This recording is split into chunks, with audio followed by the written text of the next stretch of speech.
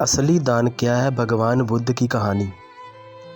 एक बार भगवान बुद्ध किसी धर्म सभा को संबोधित करने के लिए एक समृद्ध नगर में जाते हैं। जैसे ही नगर को लोगों को पता चलता है कि महात्मा बुद्ध हमारे नगर में धर्म सभा को संबोधित करने आ रहे हैं, तो वहाँ के बड़े बड़े राजा महाराजा, साहूकार, जमींदार और समृद्ध लोग महात्मा बुद्ध के लिए सभी अपने अपने अनुसार बड़े बड़े उपहार लाते हैं और एक एक करके सभी लोग भगवान बुद्ध को महंगे से महंगे उपहार भेंट करते हैं। और महात्मा बुद्ध अपना बाएं हाथ से इशारा करते हैं और उन सभी महंगे उपहारों को एक तरफ रखने को बोल देते हैं। सभी समृद्ध लोग महात्मा बुद्ध को बड़े बड़े उपहार देकर अपने आप को ऊंचा दिखाने की कोशिश कर रहे थे।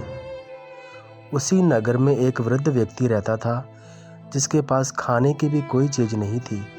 वह दिन भर गरीब भीख मांगकर या जहाँ से भी भोजन मिलता था उससे अपना पेट भर लेता था और इसी प्रकार अपना गुजारा करता था। उस गरीब व्यक्ति को भी पता चलता है कि भगवान बुद्ध उसकी नगरी में आए हुए हैं। वह भी महात्मा बुद्ध को कुछ देना चाहता था, लेकिन उसके पास देने को कुछ भी नहीं था। वह व्यक्ति एक आम के पेड़ के नीचे बैठा हुआ था और आम के पेड़ से गिरा हुआ आम खा रहा था। उसके मन में विचार आया कि महात्मा बुद्ध को क्यों नहीं यह आधा आम ही भेंट कर दिया जाए।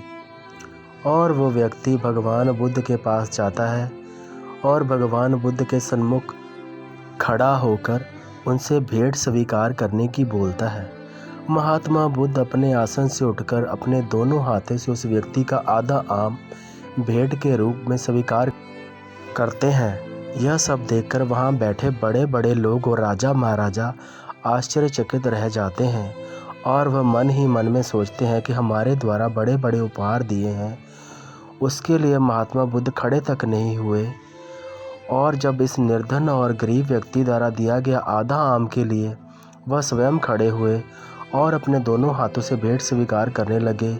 वहाँ बैठे लोगों में से एक व्यक्ति खड़ा होता है और भगवान बुद्ध से पूछता है कि हे महात्मा, हमारे द्वारा दिए गए बड़े बड़े उपहारों में आपकी कोई रुचि नहीं है और आपने इस व्यक्ति द्वारा दिया गया आधा आम के लिए आप स्वयं खड़े हो गए और ये भेंट भी स्वीकार की है।